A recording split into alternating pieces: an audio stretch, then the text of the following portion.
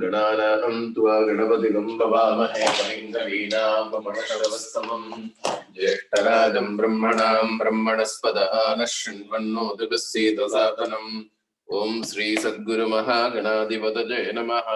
नारायणाय विद्महे वासुदेवाय धीमहि तन्नो विष्णु प्रचोदयात्। महादेवी च विद्महे विष्णुपत्नी च धीमहि तन्नो लक्ष्मी प्रचोदयात्। तत्पुरुषाय विद्महे महासेनाय धीमहि तन्नः षण्मुख प्रचोदयात्। भूतनाथाय विद्महे भवपुत्राय धीमहि तन्नः शास्ता प्रचोदयात्। आदित्याय च सोमाय मंगलाय बुधाय च गुरुशुक्रशनिभ्यश्च राहवे केतवे नमो नमः। आञ्जनेयाय विद्महे वायुपुत्राय धीमहि तन्नो हनुमत् प्रचोदयात्।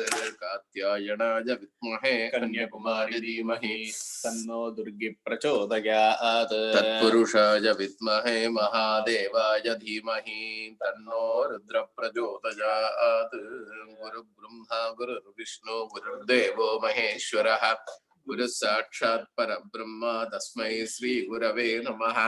गुरवे सर्वलोकानां विषजे भवरोहिणां निधये सर्वविद्यानां श्री दक्षिणामूर्तये नमः। सद्गुरुचरणारविन्दाभ्यां नमः। सरस्वती नमस्तुभ्यं वरदे कामरूपिणी विद्यारंभं करिष्यामि सिद्धिर्भवतु मे सदा। सर्वमंगलमांगल्ये शिवे सर्वार्थसाधिके शरण्ये त्र्यंबके गौरी नारायणि नमोस्तुते। नमो व्रातपतये नमो गणपतये नमः प्रमदपतये नमस्ते अस्तु लंबोदराय एकदन्ताय विघ्नविनाशिने शिवसुताय श्रीवरदमूर्तये नमो नमः। वक्रतुंड महाकाय सूर्यकोटि समप्रभा निर्विघ्नं कुरु मे देवा सर्वकार्येषु सर्वदा विनायकादि समस्त हरिहर देवताभ्यो नमो नमः। सर्व अपराध क्षमार्दं सर्वमंगल प्राप्त्यर्थम् अलंकार पंचमुखदीपं दर्शयामि आचमनीयं समर्पयामि। दिव्य रक्षां धारयामि इन्द्रस्तोमेन पञ्चदशेन मध्यमिदं वातेन सहरेण रक्षा रक्षां धारयामि। Om Hara Om. Okay sir.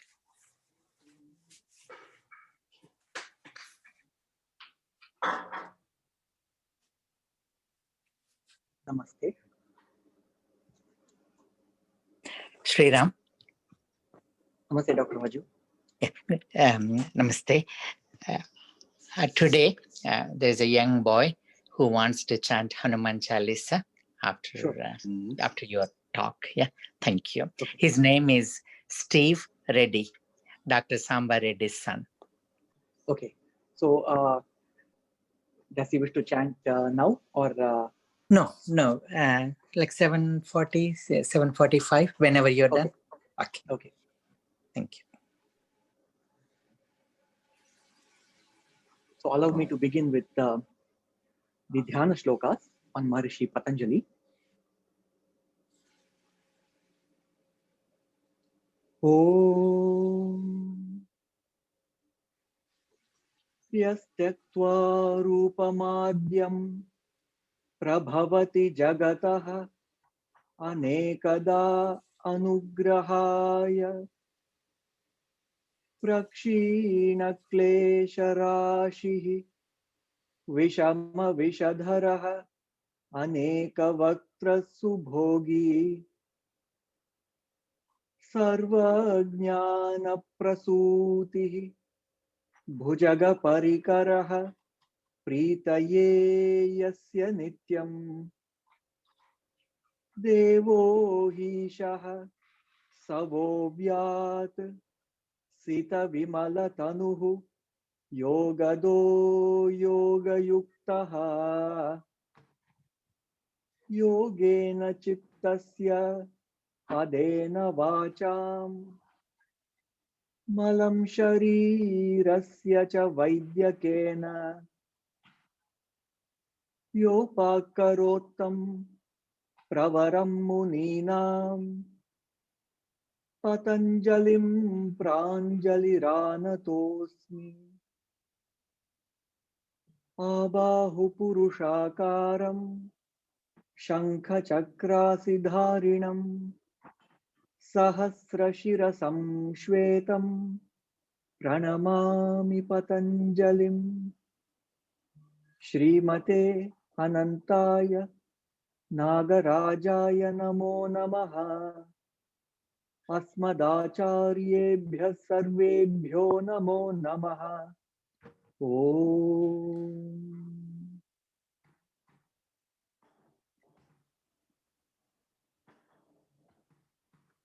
So in today's session, we will continue with the theme that we began last week. So we talked about the meaning of Raja Yoga. I will quickly revisit that and why the sun is revered in the practice of yoga.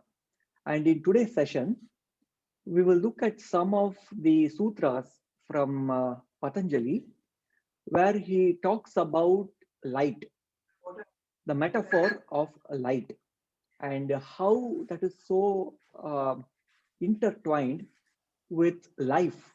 Light and life are almost synonymous in the practice of yoga, and how we can use this wisdom, how we can enlighten our mind, enlighten ourselves for the sake of self-realization, and what are the sutras on light that Patanjali talks about and how we can use it in our meditation. So these are some of the topics that we will cover today. I have marked 3 sutras that we will cover in a little bit of detail, and many other sutras also we will see as we explore this topic, yoga of light. So as we saw last week, yoga of light is what is meant by Raja Yoga. Raja Yoga, the word Raja, although it can be interpreted as the royal yoga, because Raja also means king. Rajra is the root word of Raja, and Rajra means that which illuminates, that which sheds light. The word Ravi, or even in ancient Greece, in ancient Egypt, the word Ra was used to refer to the sun. So Rajra is that which illuminates. So that's the root of the word Raja in Raja Yoga. So we can think of Raja Yoga as the yoga of light, the yoga of light. And therefore, this similarity or this metaphor between light and life, it becomes a very good one to use in our yoga practice. It makes things very clear on what is the nature of the being, what is the nature of the self, and how to reveal that inner brilliance so that we are exuberantly expressing and experiencing life, so that we are not overtaken by what is called tamas or dullness. Tamas also means darkness, as we saw last week. So when the darkness covers this light, that is when we experience lethargy or dullness and so forth. And we will revisit this also in a few moments. So let us back up and let us refresh what we saw last time. And also let us look at the basis of yoga, which is Sankhya. The practice of yoga, the wisdom and the practices of yoga are based on the foundation of Sankhya. The word Sankhya literally means Samyak Khyayate Prakashyate iti Sankhya. Samyak Khyayate Prakashyate. Samyak means correct or excellent. And Khyayate means to know. Khyati means to know or to see, to perceive, direct perception, or that through which, the mode through which we know things. So that is Khyati. So for example, the famous word Vikhyat, somebody who is very famous, because they are very well known. So Khyati means that which is known. So Samyak Khyati means excellent knowledge or correct knowledge. That is Sankhya. So Samyak Khyayate Prakashyate. Prakashyate means that which illuminates, the true knowledge, that which illumines the truth. So when we see things as they are, when we see the reality behind whatever is the object of our attention, so that is Sankhya, to see things correctly. And one of the classic metaphors that is given is that of the rope and the snake. And I'm sure all of us here are familiar with that analogy. So when it is not very bright, just before sunrise, for example, if someone is walking in the forest to go from one place to another, and they see a snake, what they imagine to be a snake, and they discover that it is, after all, a rope. So before the sun rose, in the darkness or in the partial light, things appear to be different from what they are. So that is the opposite of Sankhya. And Patanjali in the Yoga Sutras, he calls it Viparyaya. Viparyaya. Viparyaya means we look at an object and we imagine that to be something different from the reality of that object. So imagining a rope to be a snake is an example of Viparyaya, which is the opposite of Sankhya. And you can imagine what happens if we have this misperception. In this specific example, a harmless rope can cause a huge amount of distress in the mind. Imagining something to be a snake, we don't know whether it is really a snake or not. We are imagining that it is indeed a snake. When we are caught up or when we are entrenched in that misperception of Viparyaya, and then all kinds of physiological reactions happen in the system. There is fear that happens, accompanied by increased heartbeat and adrenaline, the stress hormones, and the whole gamut of fight and flight. That stress response is triggered when we imagine the rope to be a snake. Now, if it was indeed a snake, all this is useful because it helps us to take action. The fight or flight in that situation is a good thing when it is really a snake. But if it is not a snake, if it was a harmless rope, and then later when the sun rises, when things are illumined, when we see the reality as it is, thanks to the light of the sun, we discover that all these negative emotions were unnecessary. I need not have gone through this suffering. All the suffering because of the misperception was unnecessary. It was not helpful at all. And Sankhya makes a very bold claim. In fact, this is the power of Sankhya philosophy on which yoga is based on. So this is very important. Sankhya makes this profound and very bold claim that whenever we are experiencing negative emotion, it is always caused by a misperception.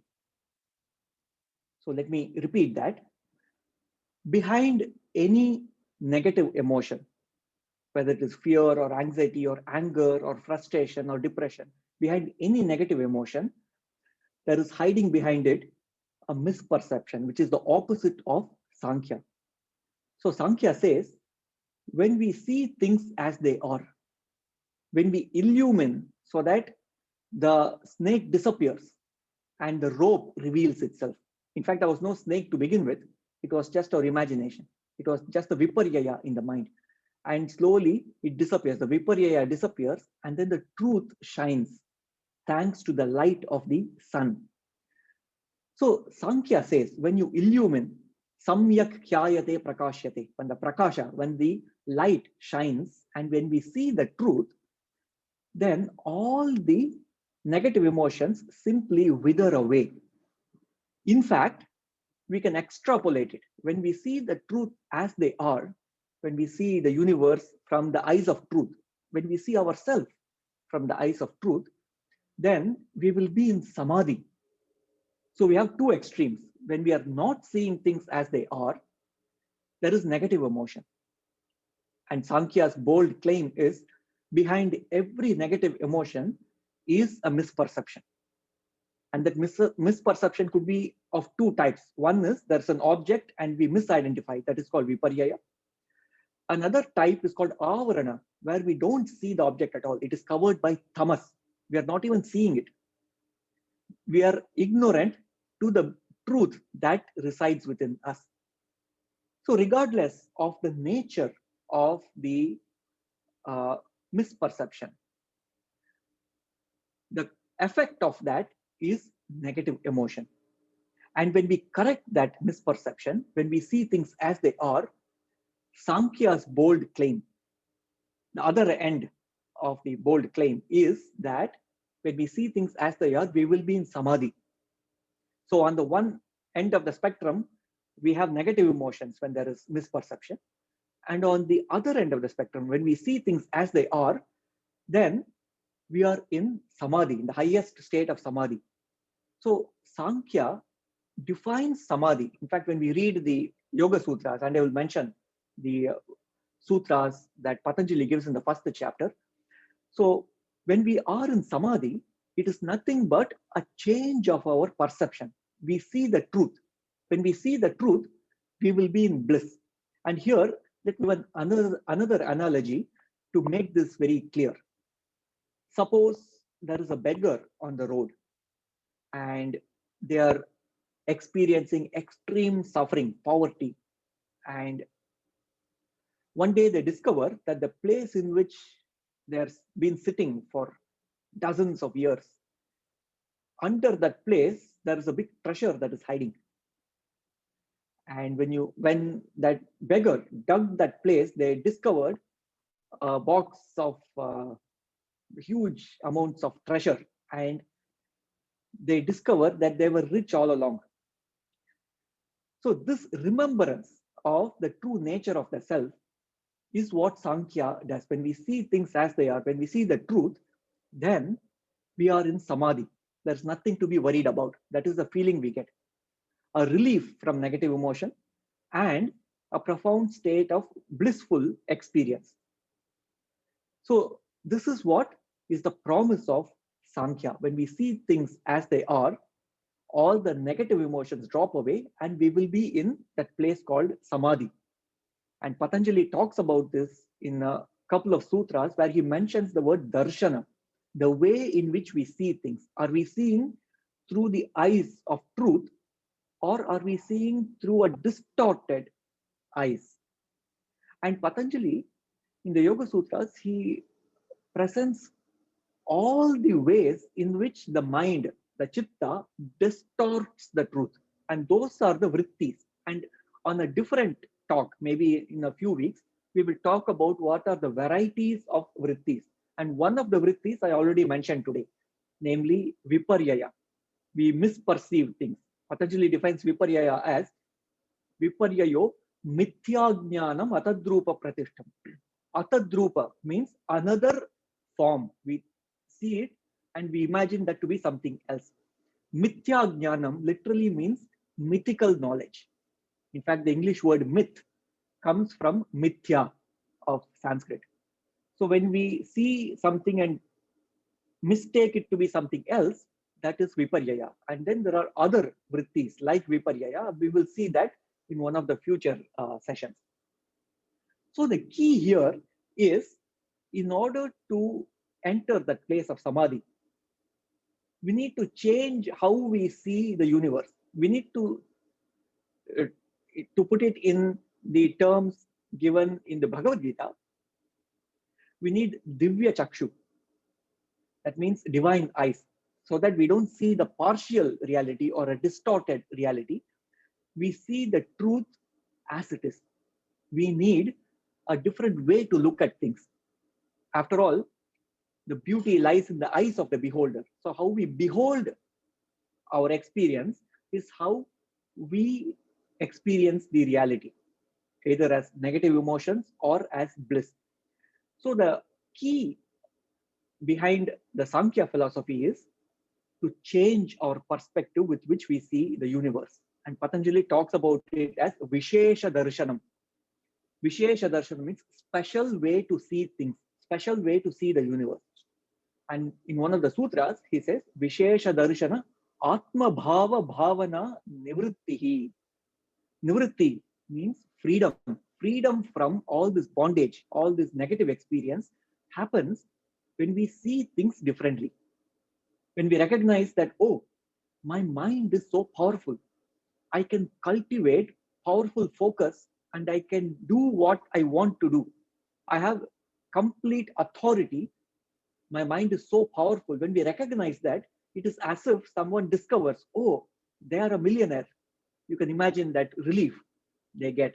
So in like manner, when we discover the power of the mind and the power of the body, when we cultivate the power of the body and the mind using all these practices of Ashtanga Yoga, the asanas, pranayama, and the inner practices, especially the dharana, dhyana, and samadhi, we recognize that we are powerful beings. So this change of perception that I have all the tools that are necessary to lead a blissful life, then it relieves us of all negative emotions. So Vishesha Darshana, Atma Bhava Bhavana Nivrittihi. Now, how to bring about this Vishesha Darshana? How to change the perspective? One way is somebody who has this perspective can reveal the knowledge to us. Somebody who knows that it is only a rope, they can communicate the truth to someone who thinks that it is a snake. And perhaps if the person who is listening to this wisdom, if they trust the other person, if they trust their teacher, then they can hold that truth and they can bring that relief from negative emotion. But a good teacher will always illumine the mind of the student. In other words, how the student can see the truth for themselves. How the student can see the truth for themselves. In other words, give the student the flashlight so that they can illumine this object and discover that it is not a snake, it is just a rope. So the student is empowered. The light is with the student. And that is what Raja Yoga is about. How to illumine the mind so that the mind is crystal clear, and whatever it observes, wherever the mind is focused upon, the truth is what is behold by the mind. The truth is what we see. And the promise of Sankhya is when we see the truth, we are in Samadhi. So that is the process of illumining the mind. So Sankhya stops with the knowledge. Whereas in yoga, there are systematic practices that are given to illumine the mind so that the abhyasi, the yogi, can see the truth for themselves. And one of the sutras that Patanjali mentions in the 3rd chapter, it's very interesting. He says, Murdha Jyotishi Siddha Darshanam. Murdha Jyotishi Siddha Darshanam. Murdni is the head region. Jyotishi, Jyotish, the light that resides in this head region. And they talk about it as lying behind the Bhru the point in between the eyebrows, a couple of inches behind this point is the light. And when we illumine this metaphorical light, the Murdha Jyotishi, Jyotishi is in the light, Saptami Vibhakti, 7th Vibhakti. So when we are established in this light can illuminate so that we see things as they are. As if how a perfected one, a Siddha, how they see it is how we see as well. We see through the eyes of a perfected being. Or we can say that we are seeing things perfectly. And that's what Sankhya is, right? Samyak khyayate prakashyate iti Sankhya. So Murdha Jyotishi Siddha Darshanam, the perfect vision. In order to achieve that perfect vision so that we see the truth, we illumine this light that resides in the head. and that is the Murta Jyotish, Murta Jyoti. And this is mentioned in the Patanjali Yoga Sutras. And how do we do that? How do we do that? In fact, before we see how to do that, let me also quote one more sutra where he directly correlates when this light is covered by darkness, that is when we experience shoka or misery. We experience distress or misery when this light is covered, when we don't see things as they are, when we don't see the truth as it is. That is the situation where one experiences shoka. So Patanjali says, Vishoka va Jyotishmati. So shoka means misery or distress. And when we look at the sutra, one of the implications is that shoka or distress can happen only when the mind is not illumining the truth. We are seeing partial truth and we are seeing things that are not. Like we are seeing the snake, which is not there. We are imagining the rope to be a snake. And that is why the shoka comes, the distress or the misery comes. So vishoka is the opposite of shoka. Vishoka, to transcend the misery, in order to make the misery disappear, we need to invoke the Jyotishmati, the light of the mind, which is the Murda Jyotish. So Vishokava Jyotishmati. The moment we illumine the mind, then the darkness disappears. And when there is no darkness, there is no misery. And this is very profound knowledge, profound sutra, because whenever we find ourselves in a situation of sadness or misery or distress, one of the first things we do is to try to change things on the outside. How can I make the conditions outside so that I can feel happy again? And by changing things outside, we are bringing comfort, yes, but there could still be shoka. And especially in this day and age, when we see how in especially the affluent countries, people are comfortable, yet people are miserable, comfortably unhappy, as Swami Bodhananda ji puts it. So comfortably unhappy. The physical situation, the bodily comfort is there. By changing things outside, comfort of the body can be had.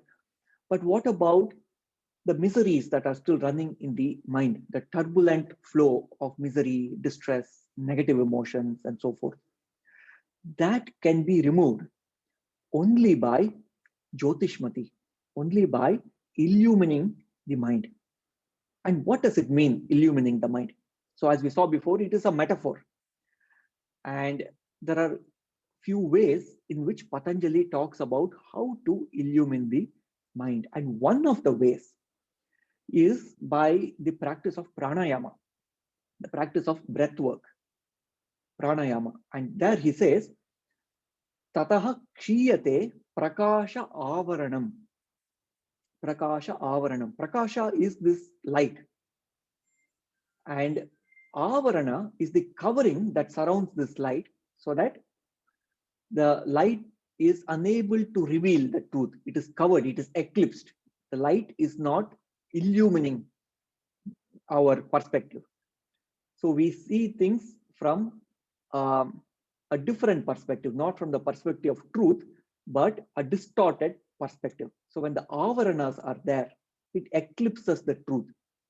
So in order to remove these avaranas, these layers of darkness, the tamas that surrounds the inner light, the practice of pranayama is given. This is an example of a practice to remove the darkness and reveal the light from within. And with that light, it's like a inbuilt flashlight that we have, the Murta Jyotishi.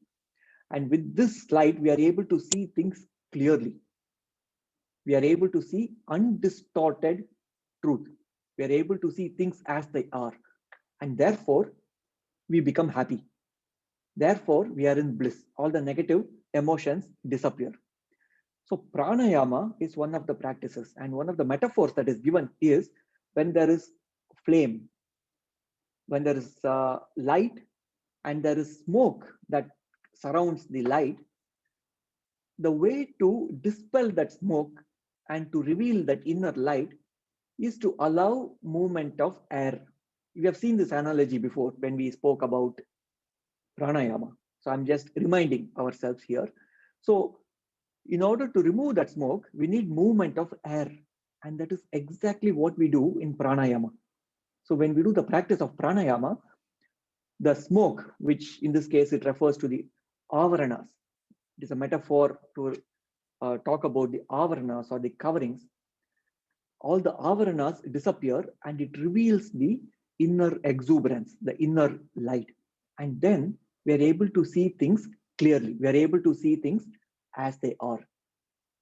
So this is what pranayama does. And there are other practices also. In fact, when we practice all the angas of Ashtanga Yoga, all the limbs of Ashtanga Yoga, Patanjali says, Yoga Anga Anushtanat, Yoga Anga Anushtanat, Ashuddhikshaye, Jnana Deeptihi, Aviveka Kyatehe.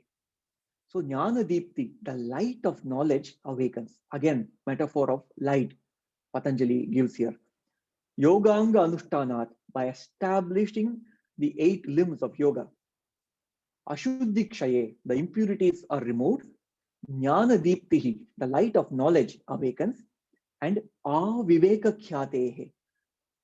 Viveka means discrimination, and Aviveka is complete discrimination or complete clarity of mind.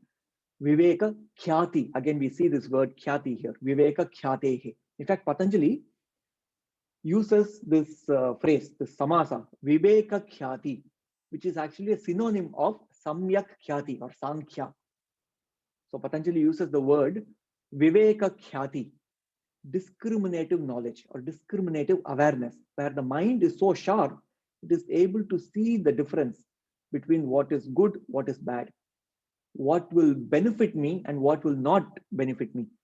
In the sense, to give a practical example, if I consume this food, will this benefit the body? Will this benefit the health and harmony? Or will it be detrimental? So all this insightful knowledge, incisive knowledge, this sharpness of the intellect happens with Viveka Khyati. So by all these practices, the Ashtanga Yoga, the 8 limbs of yoga, being established there, it also awakens the knowledge, it awakens the Jnana Deeptihi Aviveka Kyatehe. And then Patanjali also talks about the mind of a yogi when it presents the truth. So when the mind, because we experience the world through the mind, through the chitta, we look at the world through the lens of the chitta. Whatever we see outside, it is in fact reflected on the screen of our mind, and that is what we observe. That is what we are observing. And if the mind has to communicate the truth of whatever it is showing us from the outside, then the mind has to be crystal clear. And that is exactly what Patanjali says in one of the sutras. He says, Kshina vrittehe, when the vrittis are small. In other words, when the distortions of the mind are subdued, Kshina vrittehe, abhijatasyeva manehe. Abhijatasya means flawless or blemishless. Manehe, money means crystal. So when the mind becomes crystal clear, then grahitu grahana grahyeshu tatstadat anjanata samapattihi. Samapatti is another synonym for samadhi. What Patanjali says here is, when the mind becomes crystal clear, then grahitu grahana grahyeshu, the object of perception and the screen on which it is perceived and the knowledge of it, all three of them are in perfect harmony. We are able to see the truth in perfect harmony. It is not a distorted truth. We see things as they are. And when we see things as they are, we are in samadhi or samapatti. Kshina vrittehe abhijatasya manehe grahitru grahana grahyeshu tatstadadanjanata samapattihi is the sutra. So there is complete harmony between the object that is outside, the reflection of the object in the mind, and how we perceive it, how we experience that object. It's all in perfect harmony when the mind is crystal clear. And when the mind is illumined by this light of awareness, when the mind is in samadhi, in fact, Patanjali describes many types of samadhi. Just like in the medical literature, we see many types of diseases. We categorize many types of disharmony that happens in the body and mind. Like that, in the yogic literature, such as the Yoga Sutras, Patanjali talks about different classifications, different varieties of samadhi. And in one of those samadhi types, which Patanjali calls the Nirvichara Samadhi. And what is Nirvichara Samadhi? We will take that up for a future session. We will see what are the different types of samadhis in one of the future sessions. So in this Nirvichara Samadhi, what happens is this light of knowledge, it illumines things that were not evident before. And that is what we call intuition.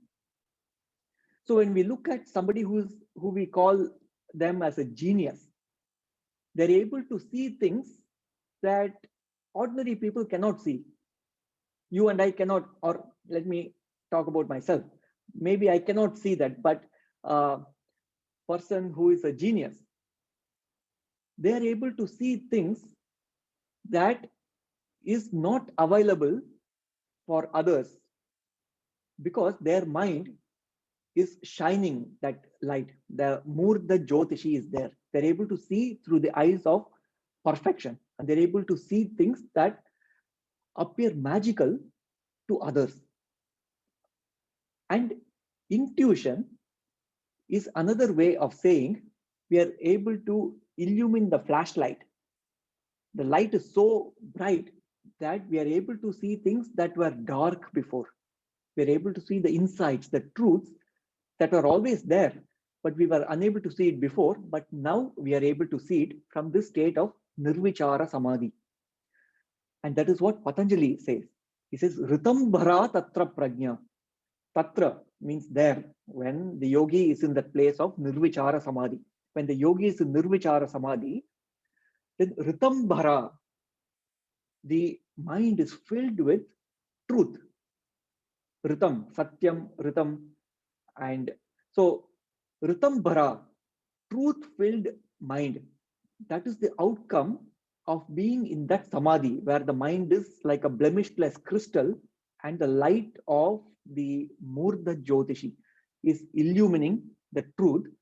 Then that yogi has intuition. They're able to see the truth. Their mind is filled with truth. And here is what I find very interesting, very amazing actually. In the very next sutra, Patanjali says, Shruta Anumana Pragyabhyam Anya Vishaya Visheshar Tattvat. In other words, this intuitive knowledge is something because it's like a flash of intuition. Just like you have this flashlight and you see things immediately. In a fraction of a second, we see things. It is something beyond the knowledge that we can deduce by logic. When we think of arriving at a conclusion through step-by-step proof, if somebody asks for a proof, then we are able to convince ourselves intellectually by taking step-by-step the way to convince myself through intellect, through logic, through proof. That is what is needed. Proof is needed when we don't see it, obviously. When we don't see things, we need intellect to guide us to arrive at the truth. For example, when we see smoke, but we don't see the fire behind it. We can use our intellect to convince ourselves, yes, there is fire behind that smoke. Whereas intuition says we are able to see things directly without a proof. Proof is unnecessary because it's pratyaksha, it is obvious, it's self-evident. So Patanjali says that the knowledge that is revealed by the intuition is of a higher quality than logic or proof. In fact, it is of a higher quality than what we hear from others. Even if there is somebody who is telling us this knowledge, the truth of this knowledge, unless we make it experiential, unless we are able to illumine our own Jyotishmati, it remains as a second-hand knowledge. So the highest knowledge is when we are able to intuit, or we are able to use the light of awareness to see things for ourselves, the truth. Shruta Anumana Pragyabhyam Anya Vishaya Visheshar Tattvat. So this knowledge that is obtained from Nirvichara Samadhi is of a higher quality. And this high quality knowledge is something that is far superior to knowledge that comes from logic or knowledge that we hear from others. So this is the power of the light of knowledge, because it illumines the truth. So to summarize, we started by saying that the foundation of yoga, which is Sankhya, makes this very profound claim. Sankhya says when we don't see the truth, that is when we experience negative emotions. Or another way to put it is, whenever we experience negative emotion, it is an indication, it is a symptom that we are not seeing the truth as it is. We are seeing a distortion of reality. Only then can a negative emotion reside in the mind. So in order to remove the negative emotion and bring ourselves to the place of bliss, all that is needed is to change the perspective with which we see things.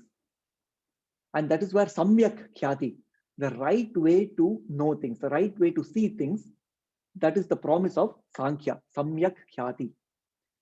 So when we see things correctly, then we will be in bliss. So how to see things correctly? We need this flashlight, the light of awareness, and that will illumine the truth. And how to bring about this light of awareness? That is the practice of Raja Yoga, the yoga of light. Rajra means light, or a yoga of enlightenment. And so what we saw today was some of the sutras where Patanjali talks about this light. In fact, Patanjali uses the word prakasha and the word sattva, the sattva rajas tamas, the word sattva and prakasha as interchangeable. He uses prakasha and sattva as synonyms. So we can say that all the practices that we do in Raja Yoga is for the sake of bringing clarity to the mind. It is for the sake of making the mind crystal clear. It is for the sake of illumining the mind, the light of awareness.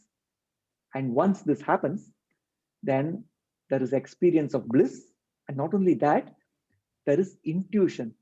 The intuitive knowledge awakens, which is far superior to the knowledge that we hear from outside or the knowledge that we can use through logic. So with this, allow me to conclude for today. And so let me invite Steve to chant the Hanuman Chalisa. Over to you.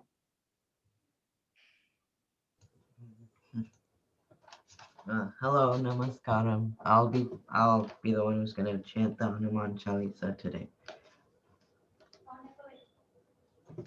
Shri Guru Charana Saroj Raje Nij Mani Mukur Sadar Varna Raghuvar Vimala Jasu Jodaya Kuvala Chare Buddhin Tanu Janike Samiro Pavan Kumar बल बुद्धि विद्या देव मोहि हरहु कलेश विकार। जय हनुमान ज्ञान गुण सागर जय कपीस तिन लोक उजागर। रामदूत अतुलित बल धामा अंजनी पुत्र पवन सुत नामा। महावीर विक्रम बजरंगी कुमति निवार सुमति के संगी। कंचन वरण विराज सुबेसा कानन कुंडल कुंचित केसा। हाथ वज्र ध्वजा विराजे कांधे मुंज जनेऊ साजे। शंकर सुवन केसरी नंदन तेज प्रताप महाजगवंदन। विद्यावान गुणी अति चातुर राम काज करिबे को आतुर। प्रभु चरित्र सुनिबे को रसिया राम लखन सीता मन बसिया। सूक्ष्म रूप धरि सियहि दिखावा विकट रूप धरि लंक जरावा। भीम रूप धरि असुर संहारे रामचंद्र के काज संवारे। लाए संजीवन लखन जियाए श्री रघुवीर हर शिवर लाए। रघुपति कीन्ही बहुत बड़ाई तुम मम प्रिय भरतहि सम भाई। सहस बदन तुमरो यस गावे उस कसी श्रीपति कंठ लगावे।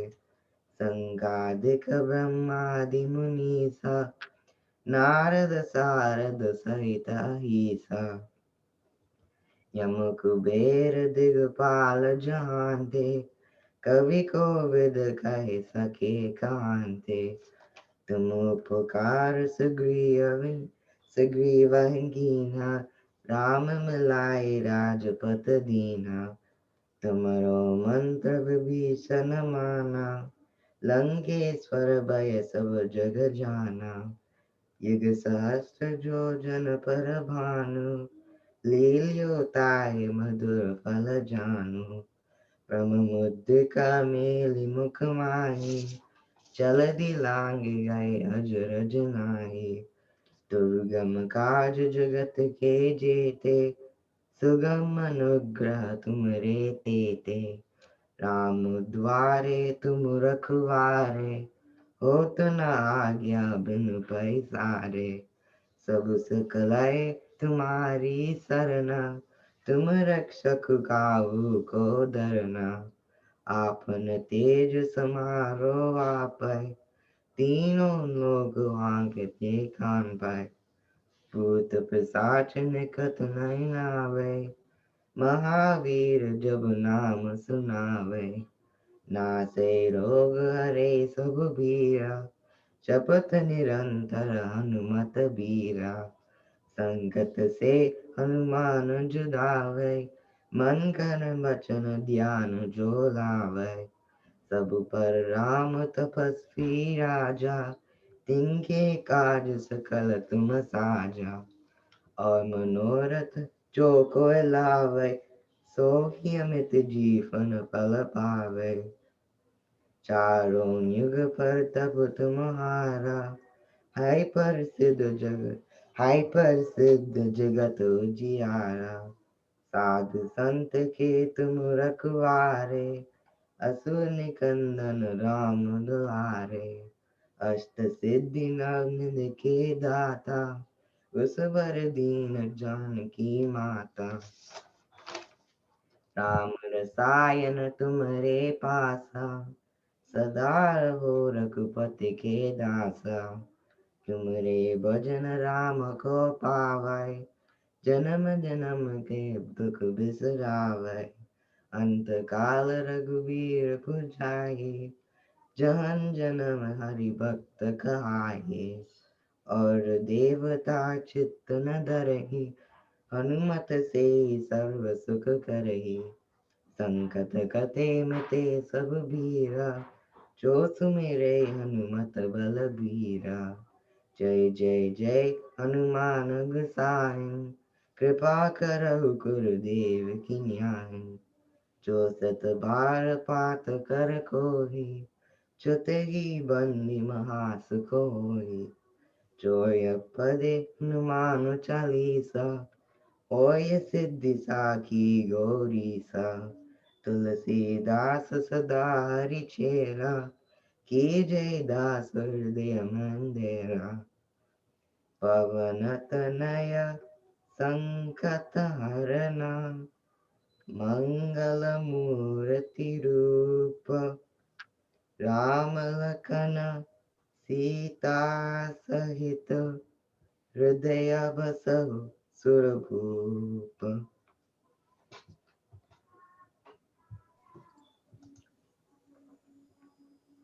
Thank you so much, Steve. That was very beautiful. Thank you for the very melodious rendition of Hanuman Chalisa. Thank you, sir.